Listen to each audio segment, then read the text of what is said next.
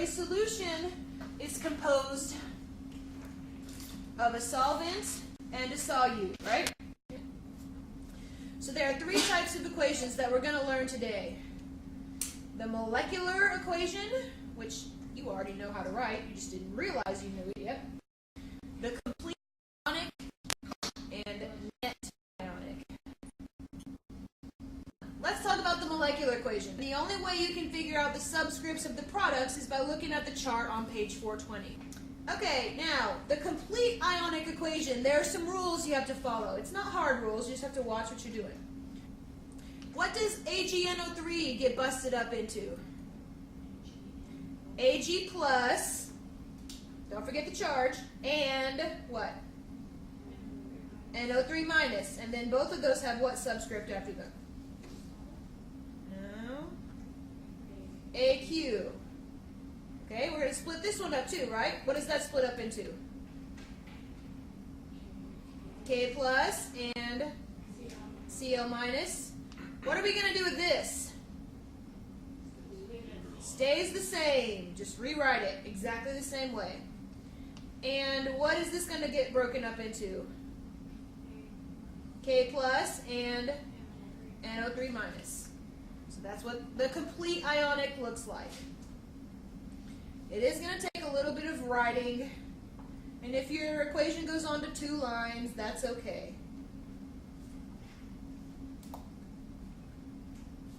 So you break up everything that has AQ after it, because this is what it really looks like in a solution. It's really, in reality, busted up. Because if something is soluble, it's floating around as its ions, right? It's not floating around as this unit.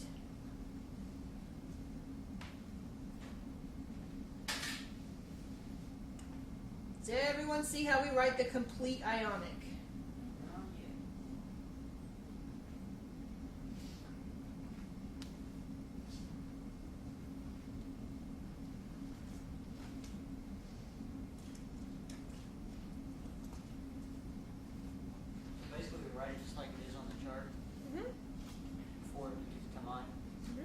You're just breaking it up.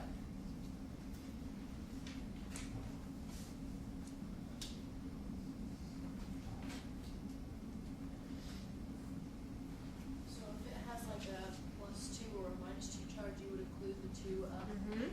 Yep. And if there's a subscript of 2, you put a coefficient of 2 in front of it. So for instance, if this were CaCl2, it would become Ca2 plus and 2Cl minus.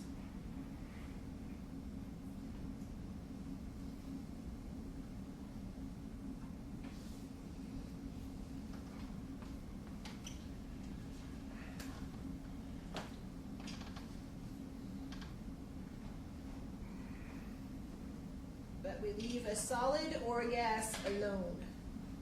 Do not touch.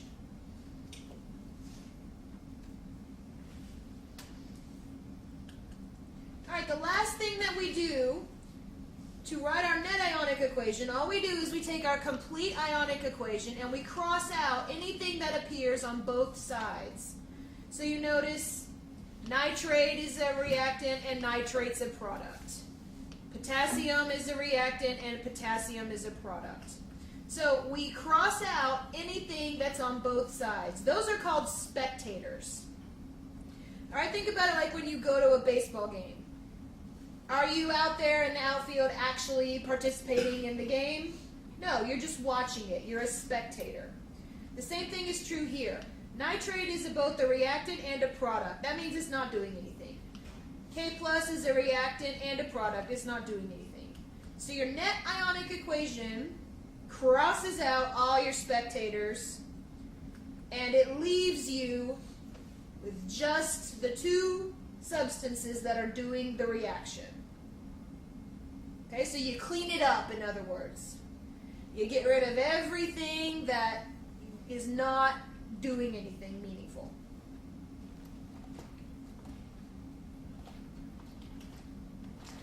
Okay, so the net ionic equation, what's really happening here? Well, silver 1 is combining with chloride and forming silver chloride. That's what's really happening. The K plus and the nitrate, they're just hanging out in the solution. They're not doing anything. They are spectators. They're just watching. And that is your net ionic equation. It's the cleaned up version.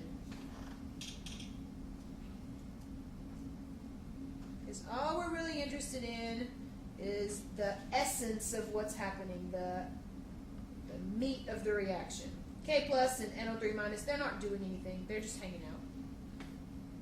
They're watching.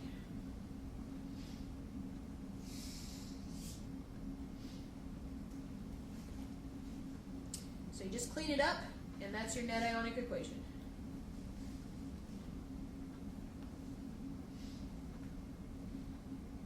Does the chart help you do that? Yeah, the chart will tell you what the precipitate is.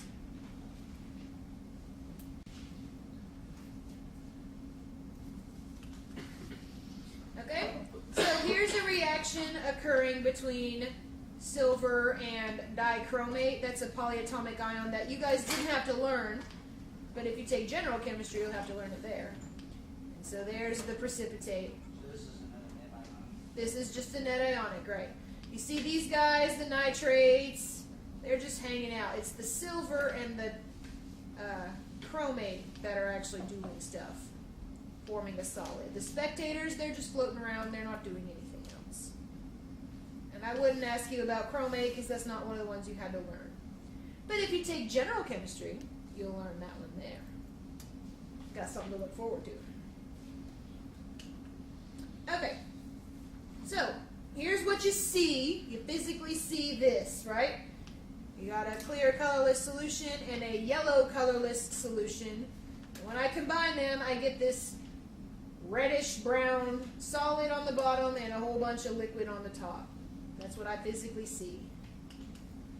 All right, there's my molecular equation. And again, we're using chromate. You don't have to worry about chromate because that isn't one of the ones you're responsible for memorizing.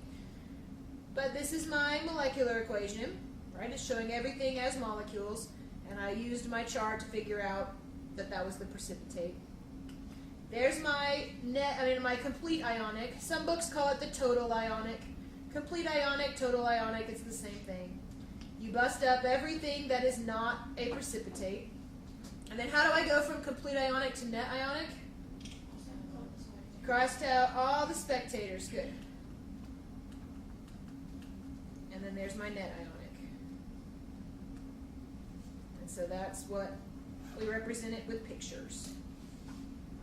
Okay? So here's a summary. Write your balanced molecular equation. Now you must balance the molecular equation. This is really, really, really important. If you don't balance the molecular equation, we're going to have problems. Split up anything with an AQ, leave a solid or a gas alone. I mean, you should already have this in your notes, but just a summary. Cross out your spectators and write your net ionic. And then that's all she wrote. Now, let me show you a couple of really important things.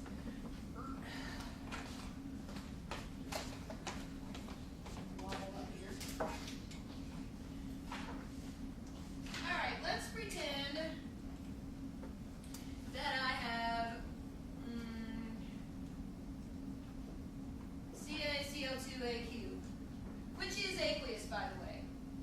Alright, if I'm splitting that up into its ions, what does it split up into?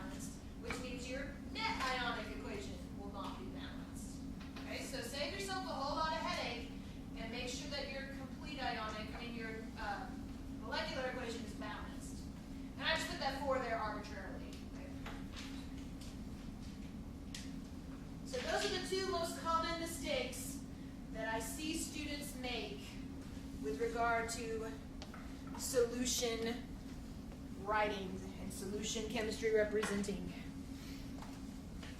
Does that apply to all of them? That there's a coefficient that Mhm. whenever you break it down, you have to figure it out in front of all of them? Yep. I didn't know if that was just an example for that one there, or apply to all. Any coefficient applies to all of them. Oh, here's one more mistake that I see students do a lot.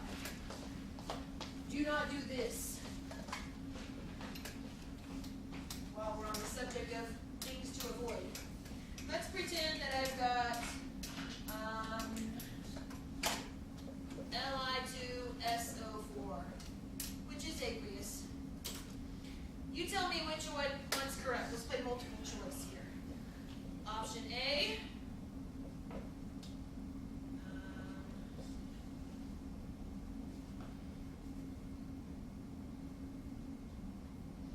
Option B.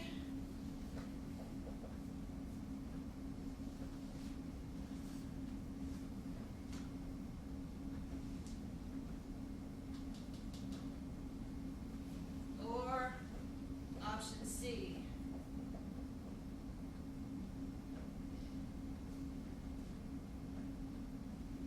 See, Why is C the correct one? because you can. Why don't we split up the SO4 into polyatomic ion? Right. I'll see students do this all the time though. They'll do it all day long. It's a very, very common mistake. Do not split up polyatomic ions. Don't do it. Don't do it. Don't do it. And why is this one wrong? Because you don't have a 2 on the You L1. need the coefficient of 2 right there, right? Okay, that's another common mistake I see students make. Don't split up polyatomic ions. Okay? They are bonded to each other, so they go together. It's another really, really common mistake. Save yourself some lost points on your next exam.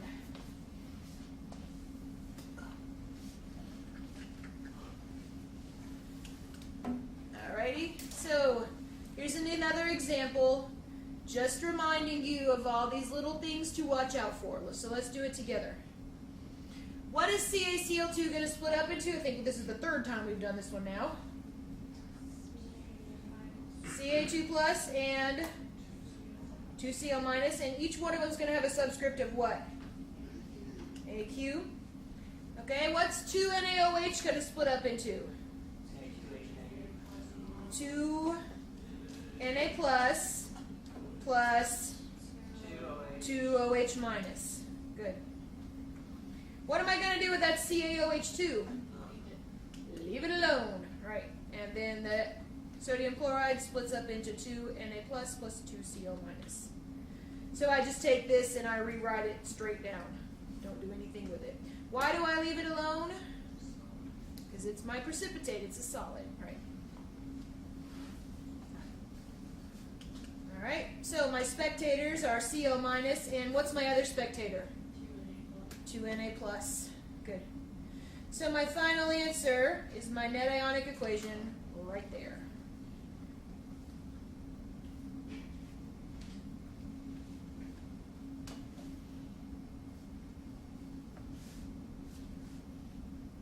These are the common mistakes I see students make.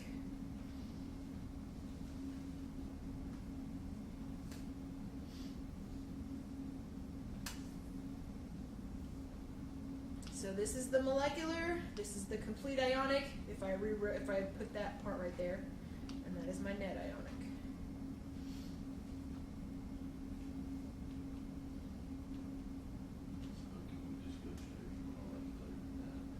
I want to see your complete ionic if I ask for it. If I don't ask for it, if I just say write the net ionic, then no, you don't have to show it. But if I say show me all three, I want to see all three. Alright, so these are the things that'll make me make that face when I'm grading your paper. You don't want to see me make that face if I'm grading your test, right? You really don't want to see me make that face. Okay, there's no such thing as Cl2 minus. I see students do that all the time. Okay, look over here at that CaCl2 example. Chloride is, for whatever reason, that's the one that students love to mess up. There's no such thing as H2 plus. Students do that one too a lot. Okay. Okay, there's no such thing as H2 plus. So always uncrisscross your formulas. Always distribute any coefficients. Why is this a 6Cl right here and not a 3? Right, it's AlCl3. So that splits up into 2 Al3 plus and 6 Cl minuses. The only time that a negative stays with the number at the bottom is if it's a coefficient, like it's. The negative comes from the fact that that's what anion it Well, comes yeah, I from. know that. I'm talking about over here, like any on the other ones where you have like CO3, SO4, 2 negative. Right, because that's its charge in the polyatomic ion. Yeah. So distribute any coefficients you have. That's really important. Okay, if it's AlCl3, that would be Al3 plus 3 Cl minus, but I got to multiply the whole thing by 2. And cross out spectators if their numbers match. Okay, you always know if you goofed up if their numbers don't match. If you've got 1 Cl on the left and 2 Cl's on the right, go back and double check your work. You might have made a boo-boo somewhere. Because spectator ions should match. Okay, if you've got 2 on the left, you should have 2 on the right. And if somehow you end up with more of one on the one side than on the other, go back and check your work, because they should match each other. Yes, that is the face that I make. And I had to take that picture like 3 times to make myself look mean enough. That was hard, because I'm just so nice all the time, right? Okay, now, here is the scenario that you might run into from time to time. If both of your products are soluble, you can't have this occur. All right, so look at this one. Look at your solubility chart. Lithium bromide is soluble, according to your chart. Agree or disagree? Okay, potassium chloride is soluble according to your chart. Agree or disagree? Okay, and your 2 reactants are always going to be soluble. So if both of your products are soluble, here's what happens. Everybody cancels out, right? So we write no apparent reaction. You can write and AR for short if you want. Okay, because it's just mixing 2 solutions together, but they're not reacting to form a precipitate. They're not reacting to form a gas. There's not anything going on. They're just mixing in each other. If all of your products are soluble, then from an outsider's perspective and according to chemistry, there's really no reaction. They're just mixing in each other. So if I asked you justify your answer, you would say because both products are soluble, which means they can't be reacting if there's no precipitate, no gas, no nothing formed. All you're doing is just making a heterogeneous mixture.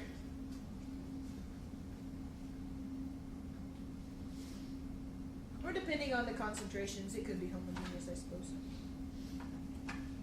Depending on how you stir it. If you stir it. So that's for like bleach and water? Mm-hmm. You think of it like that. It has a reaction on the dirt and clothes, but there's no reaction from this to the other. Right. Okay, so that's the scenario that you have if both products are soluble. You write no apparent reaction. And then if I asked you to justify it, you would say, because both products are soluble. If everything cancels, then there's no reaction to talk about. All right, so let's practice this. Get really good at it. Write me a balanced molecular, ionic, complete ionic, and net ionic equation for the reaction that occurs when solutions of silver 1 nitrate and potassium phosphate are mixed. So you're going to have to use your chart to figure out who's the precipitate. You can make a game show. Who wants to be the precipitate?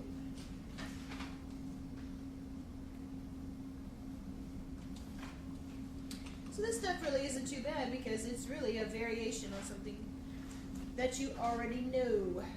What's the formula for silver 1 nitrate?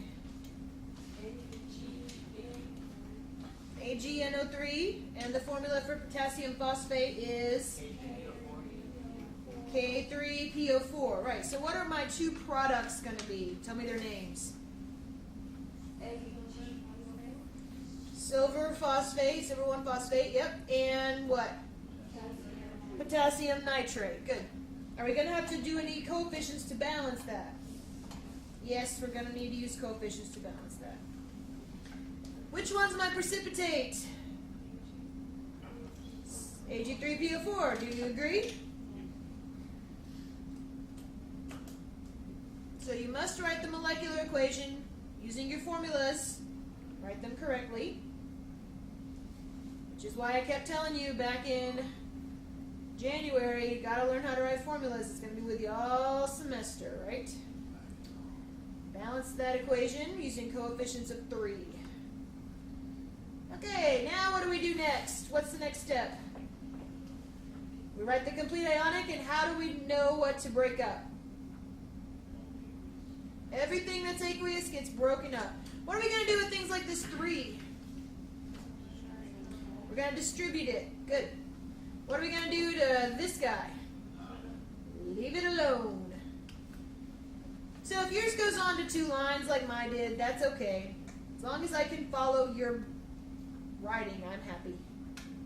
3Ag plus 3NO3 minus plus 3K plus PO4 3 minus produces Ag3PO4 plus 3K plus 3NO3 minus.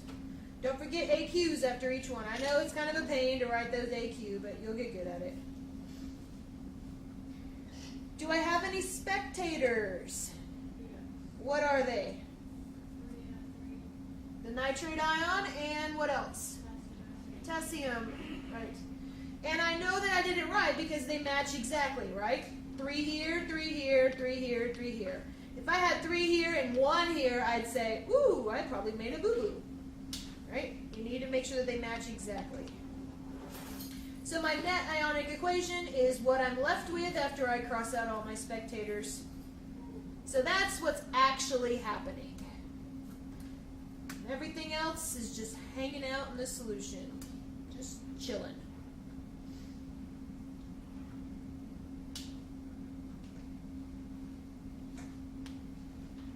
How do you feel about this? Give me a thumbs up or thumbs down or sideways. All right.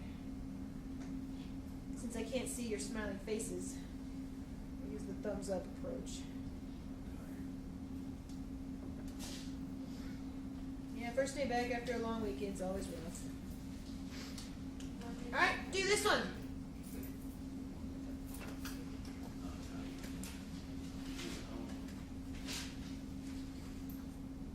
Molecular ionic and net ionic between magnesium chloride and cobalt-2 sulfate. Cobalt wasn't one of the ones you had to memorize. Does anyone know what its atomic symbol is? CO. On a test or quiz, I'd only give you ones that you had to memorize.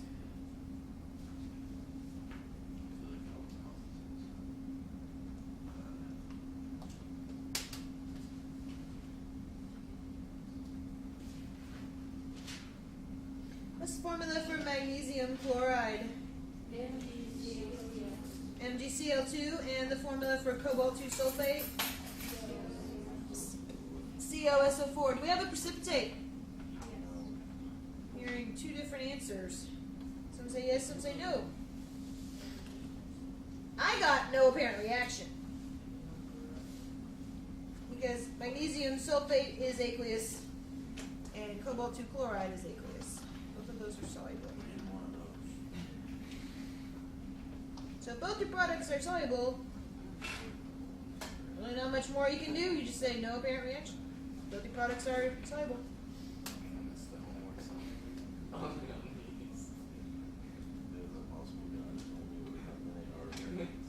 that's not very interesting. Just mixing solutions. And there's nothing interesting happening either.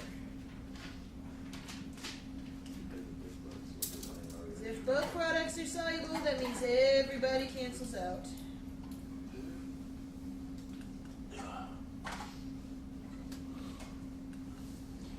one. Potassium carbonate and copper 2 iodide.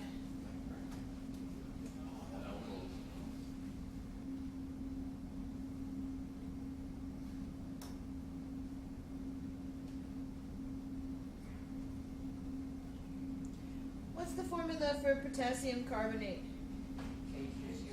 K2CO3, and copper 2 iodide is CuI2. Are either one of those, when they mix, going to give me a precipitate? What is the precipitate? Copper 2 carbonate? Is that what you're saying? I agree.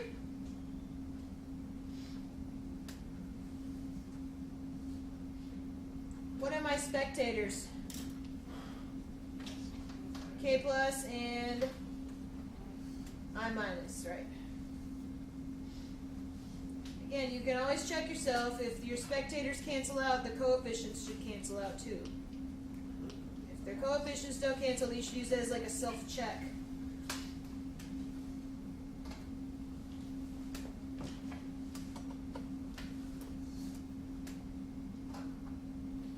So when I mix those two together, you can use this to wow little kids especially.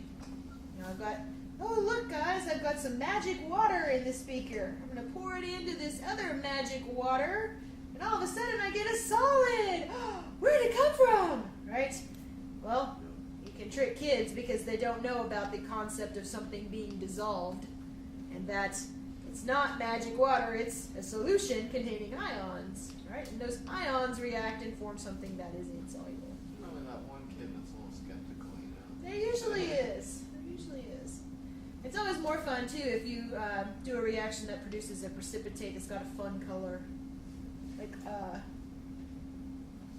let's see, lead chloride. Lead 2 chloride is yellow. It's a yellow precipitate. So if you have some ions that are clear and colorless, or, you know, slightly yellow or slightly orange, you get this bright yellow precipitate. Wow, where did it come from? I still think that looks cool whenever you take like 2 things like you're like, ta-da, solid. Okay, I know how that works, but it's still pretty cool. Go home and impress your friends.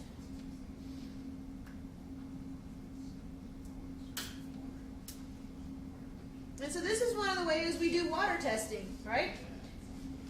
If you want to find out if the carbonate ion is in your water, you'll know if the carbonate ion is in your water, your tap water, right? If I add copper ion to it and I get a precipitate, that means that my tap water contains carbonate. And if I add copper ion to my tap water sample and I don't get a precipitate, then that means that my water sample doesn't have the carbonate ion. So this is one of the ways you can do water testing. Carbonate ion is associated with what kind of water? Hard or soft? Hard water, yeah. So if you've got hard water, you don't have a water softener. One of the ways you can test to see if you've got carbonate ion or hard water, adding something that will form a precipitate with carbonate. And if you get that precipitate, you know your sample must contain it. And if you don't get that precipitate, you go, oh, okay, I don't have hard water. Lucky me. Leaves those white residue on your glasses. Alright, try this one. Oh, you guys don't know dichromate. Skipping that one. Alright, let's do a review problem. This is a review of last week. How can I make 100 milliliters of a 0.04 molar potassium sulfate solution if I've got 2.2 molar potassium sulfate stock solution? Well, do the math.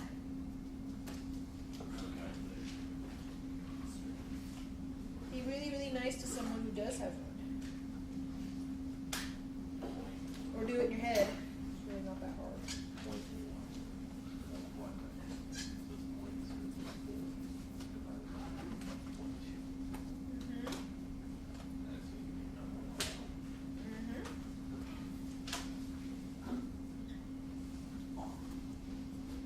Review of last week. review.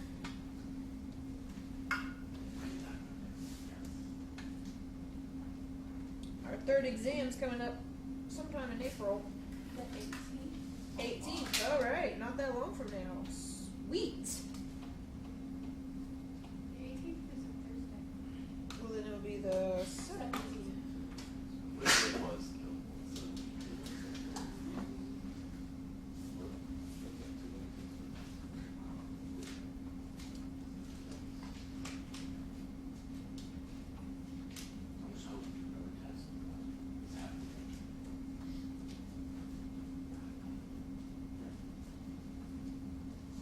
So this is the kind of stuff I do when I'm making your solutions for lab.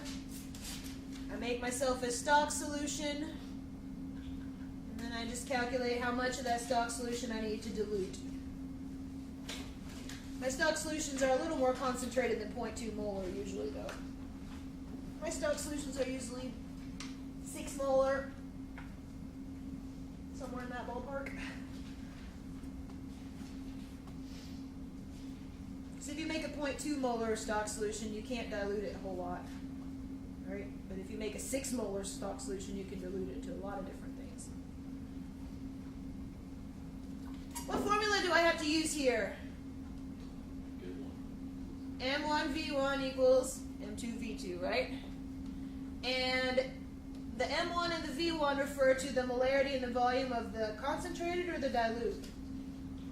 The concentrated and the M2 and the V2 refer to the dilute. So, we're trying to figure out how many milliliters of the concentrated solution we need and how much water to add, correct? What'd you come up with? How much of the concentrated solution do you need? 20 milliliters, right. So you take 20 milliliters of your concentrated solution and you add how much water? 80 milliliters, right. You're going to take 20 milliliters, you're going to dilute it to 100, which means you add 80 to it. And bada bing, bada boom, you're done.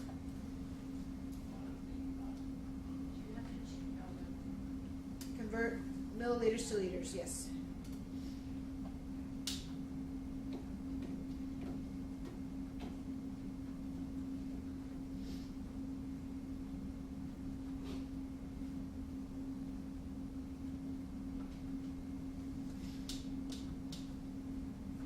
So you figure out how much of the concentrated you need, just add the correct amount of water to it. Would I want to add distilled water to that or tap water? Why would I use deionized or distilled water, not tap water? Tap water's got a whole bunch of other stuff in it, right? You'll get some side reactions. Alright, let's do a little bit more practicing.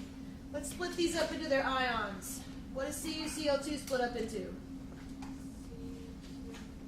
Cu2 plus and Cl negative. how many? 1. You sure? Was it a copper too? The copper 2 chloride? Is this copper 1 or copper 2, folks? Well, it's 1 there, but I mean, if it's copper 2 chloride, then it's going to be written. Now this has got to be copper 2. How do I know that this is copper 2 and not copper 1? charge.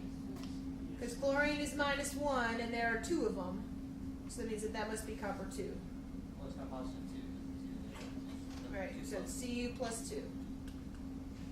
2Cl minus. Yeah, Mr. Lenaud just turned it off, I guess, or maybe the janitorial staff could be back there changing the trash and stuff. SR stands for strontium. What is that going to split up into? SR plus 2 and 2 NO3 minus. Good. What's this one going to split up into? 2 NH4 plus and CO3 minus 2. Good. And last one, what's this one going to split up into? Not H minus, H plus. 2H plus and SO4 minus 2.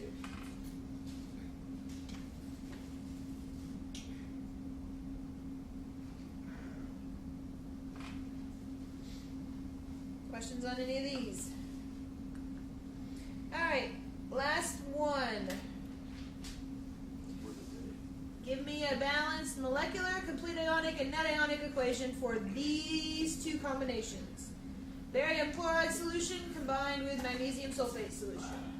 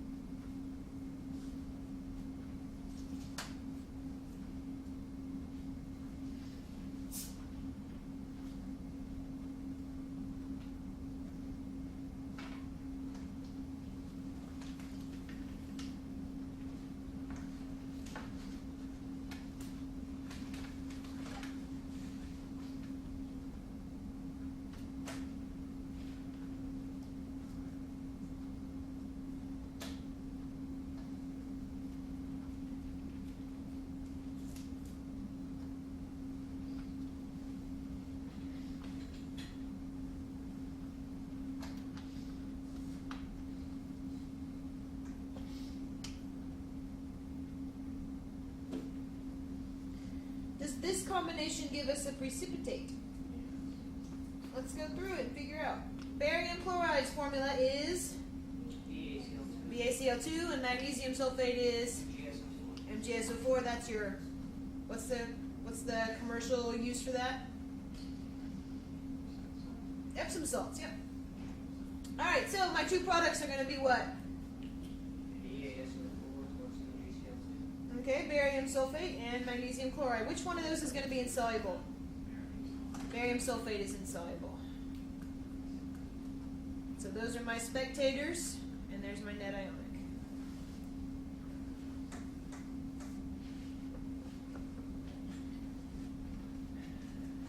All right, I have one more thing to go over with you.